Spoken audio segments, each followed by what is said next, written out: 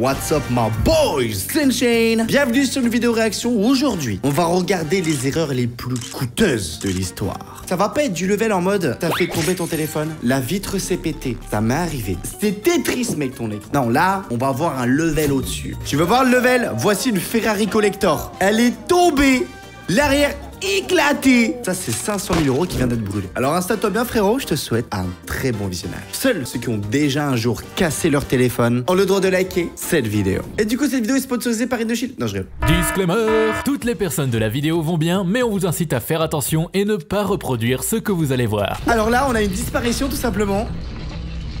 What? Là il voulait faire un plongeon mon gars. Mec. Oh non! Elle a laissé le tuyau d'essence, réservoir plein. Elle s'est taillée la meuf. C'est tellement dangereux de faire couler l'essence au sol comme ça. Terre en vue. Oh no way. Oh la dingue! Un truc qui me choque. Mec, au premier plan, frérot, il était comme ça avec son petit Starbucks. On bat les couilles, frère. Ah, on bat les couilles, frère. Il s'en bat les couilles. L'objectif dans cette vidéo, c'est de trouver qu'est-ce qui a coûté le plus cher. Là, pour moi, il y a 1 million. 1 million pour réparer le bateau minimum. Punaise. Sais-tu combien a coûté la moustache la plus chère du monde? Je te laisse deviner un prix. En tout cas, c'est celle d'Henry Cavill. Comment ça? Mais il en a déjà une naturelle, je comprends pas. Elle est devenue célèbre pour les mauvais effets spéciaux résultant de sa suppression numérique. En fait, l'acteur jouait Superman dans le film Justice League sans moustache. Mais plusieurs mois après le tournage, les équipes de Warner Bros décident de faire des reshoots, retourner des nouvelles scènes pour le film. Le problème, c'est qu'Henry s'était laissé pousser la moustache pour son rôle dans le film Mission Impossible 6. Et Paramount, le studio derrière le film, n'a pas permis à Henry Cavill de se raser la moustache. C'est donc des effets spéciaux qui ont été utilisés pour supprimer la moustache de l'acteur, image par image. Et même si ça fonctionne plutôt bien de loin, ça gêne un peu plus sur les gros plans et ça n'a pas convaincu les spectateurs. Ah oui, quand même. Ce passage chez le barbeur numérique a quand même coûté 25 millions de dollars. Alors imagine combien on pourrait te demander quand tu nous demandes de te faire chauffe dans une vidéo. Oh 25 millions. Alors ça se voit. Alors oui, une fois j'avais demandé à mon monteur de me rendre chauffe, tu vois. Ça m'a pas coûté 25 millions, tu vois. 25 millions. Punaise. Sympa l'histoire. Oh le support téléphone. Oh un SMIC. Au revoir. À part s'il y avait la coque Rhino Shield. C'est pas une sponsor. Pourquoi je me fais chier? Yo mec, ça va? Oh, il a cassé quoi? Oh, la télé. Il a des sacoches pour ranger ses frisbees. C'est quoi cette dinguerie? Ça fait mal, ça fait mal. Quand tu crois que tu as un 4x4. Oh non. Oh. Oh, mais mec, arrête-toi, vérifie, enfin je sais pas. Ma caisse elle fait ça, même si j'en ai pas, je m'arrête. Il est dans la voiture, il fait bon. Non mais là il y a la vie de Dunchain, il faut que je rentre vite pour l'avoir, tu vois. Ah non. Et comment ça? Le pont ici, il a l'air d'être ancien, ok. Le wagon, regardez, il a des tags, il est aussi ancien. C'est que la première fois qu'il passe ici, mettez un peu du lubrifiant, je sais pas. Te donne. Oh la dinguerie. Non. Non, attends quoi? Il y a une putain de Mustang à l'intérieur qui a été niquée. Plus une autre voiture ici qui a été niquée avec le toit qui est tombé dessus. Oh, j'y crois pas. Ça, je rigole pas, les gars, c'est trop, mec. Je dirais, il y a 4 millions, 5 millions, hein. Ça se rapproche de la moustache. Punaise, qu'est-ce qu'il a fait, lui? Qu'est-ce que... Mais mec... Oh mon dieu... Oh, il a même pas remarqué. Encore un livreur au top. Oh punaise. Les livreurs à Dubaï sont incroyables. Jamais de vol, jamais d'oubli, toujours à l'heure, voire même trop à l'heure. Et c'est pas pété. Oh, l'aquarium sauvez les poissons. Oh mon dieu. J'imagine le mec, il était en train de couper sa viande, le couteau il est parti. Dans l'aquarium d'à côté. La vie c'est ça. Je vois pas de solution. Oh non, pas les bières. Oh, il a pas vu. Il va faire un créneau mon gars. Ok, alors je connais ce métier les amis. J'ai fait ça comme taf quand j'étais jeune.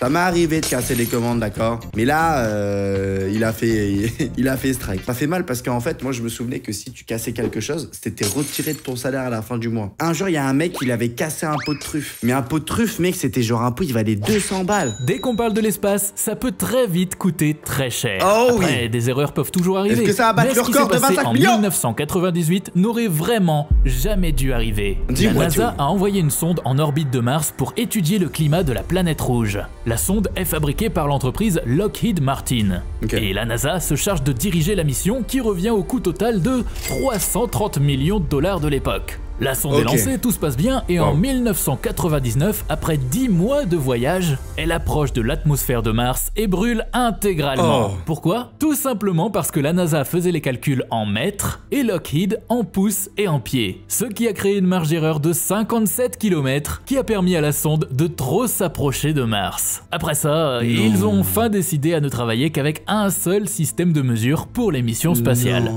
Les échecs dans la vie te permettront de réussir. Tu n'as pas d'échec, alors comment t'améliorer? Salut à toi, jeune entrepreneur. 330 millions.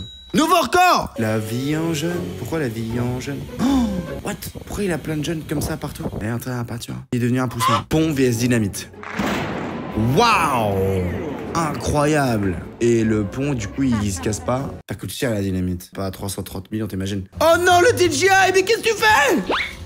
Oh non. Comment ça? Enfin, c'est bizarre parce qu'il y a quand même quelqu'un qui était en train de filmer. Ils ont pas capté. Celui-là, il doit coûter genre bien 1500 balles. Putain, trop deg, frérot, je suis trop deg pour toi. Oh, la voiture, elle est dans la glace.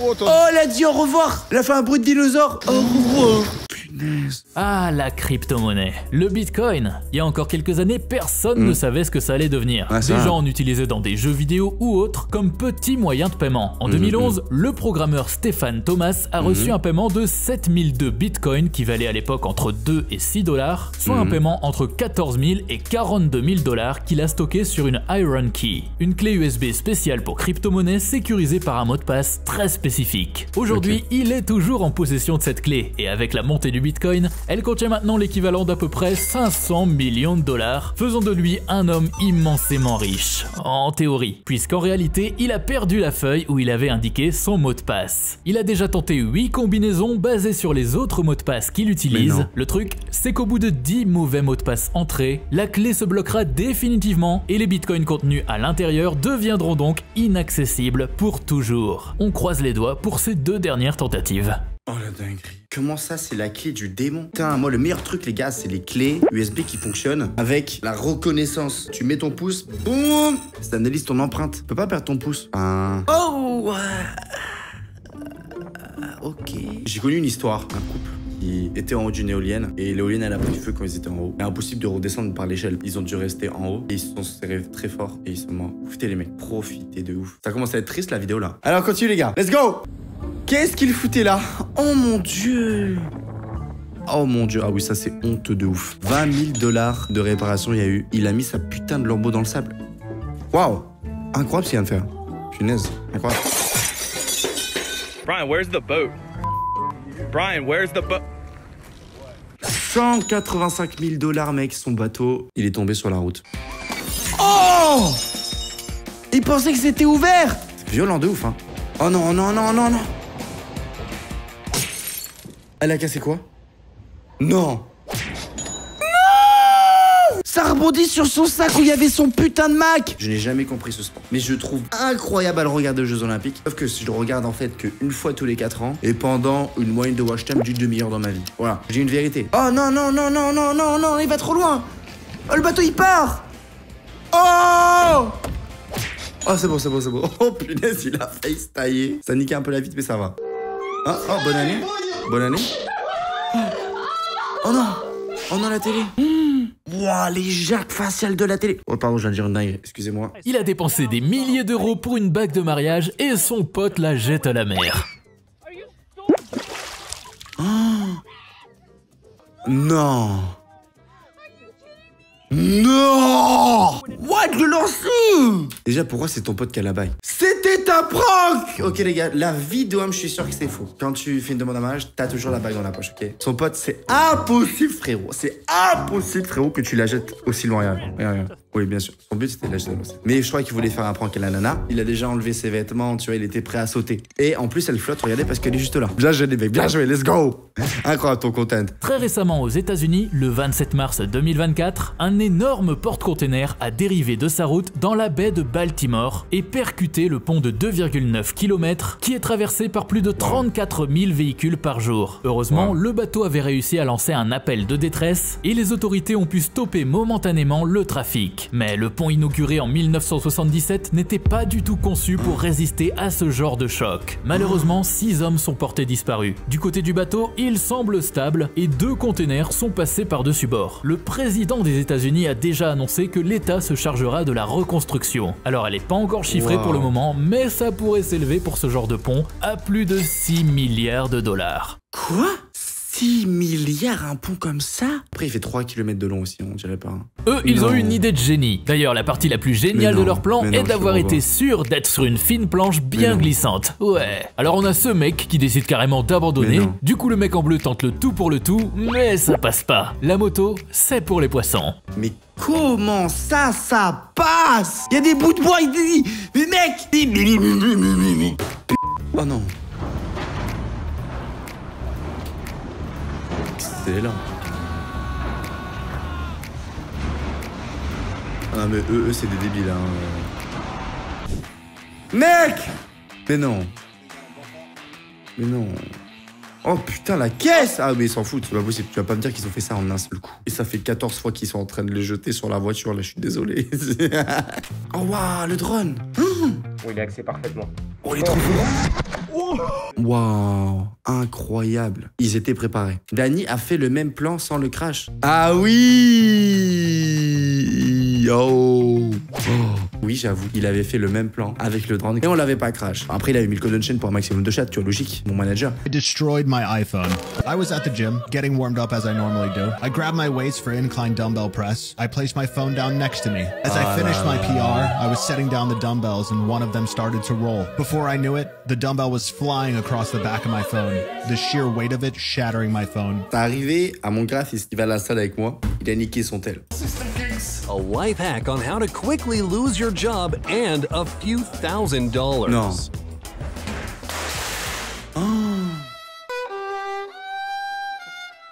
Oh putain, le PC 3000 balles, je crois. Oh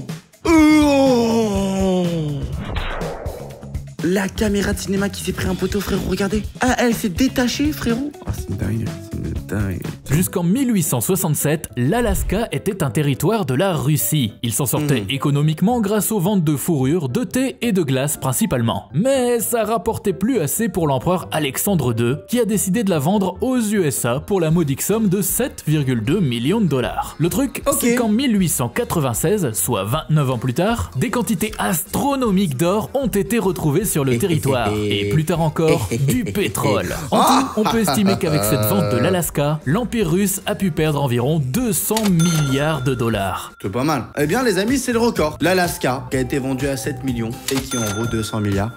Ça a fait un peu comme le Bitcoin, mais pour un pays. Merci les amis d'avoir suivi cette vidéo masterclass. Si t'es arrivé jusqu'ici, explose-moi le bouton s'abonner. Active la cloche pour suivre la suite des aventures sur la chaîne. Et on se capte à très vite. C'était une chaîne. Passe une bonne journée. Je t'invite juste à cliquer ici. Tu vas voir une autre vidéo masterclass sur la chaîne. Qu'est-ce que t'attends, beau gosse? Elle est juste là. Ciao, bye. Simmer.